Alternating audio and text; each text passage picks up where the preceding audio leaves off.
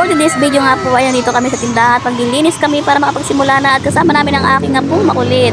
At yan ang aking manugang, ayan, nagkukot-kot na siya ng bintana at dito naman ang aming dalaga, kasama namin.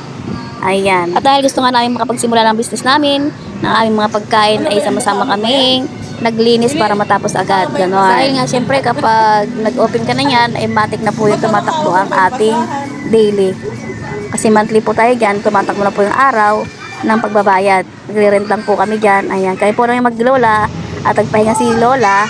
Ang aking apo naman ay nagharot-harot kaming dalawa at naglaro-laro para naman siya ay may malibang-libang.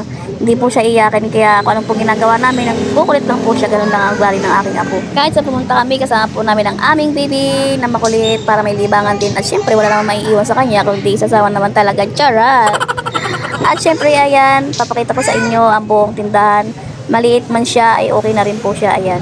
At sa day 2 naman po ay ayan, naglinis po kami sa labas at ayos na rin po ang aming lamesa at tarpaulin ay nakakabit na rin po. At kinabukasan nga ay mag-i-start na kami niyan mga lalabs ko dahil nga kailangan ng extra income din naman dahil medyo matumal-tumal din ngayon ang pagtitinda pero magtsaga-tsaga tayo. At dagdagan nga natin ang ibang-ibang pagkain. May java rice with chicken, siomai with java rice, at siomai at chicken, gano'n. At yun, pizza natin. Ganon, kailangan magtsaga-tsaga lang po tayo. Dahil kailangan natin magtsaga kahit na basta magtsaga tayo, sasampat magiging okay din yan. At ito na nga po, nag-start na po kami. At ayun na nga po ang aming customer. Ayan, pizza at java rice, saka chicken. Kumain na si kuya ng chicken niya. At ito naman, nagluluto ako ng java rice. Nalimutan ko nga po ang aking pantuwang sa aking kahoy na sandok. Kaya ayan ang aking naisama, yung sandok sa kanin. At yun namang aking manugang ay naggigisa siya ng pang lumpiang gulay. Kasi kapag may buyer kaming matanda ay naghahanap nila ng mga gulay-gulay.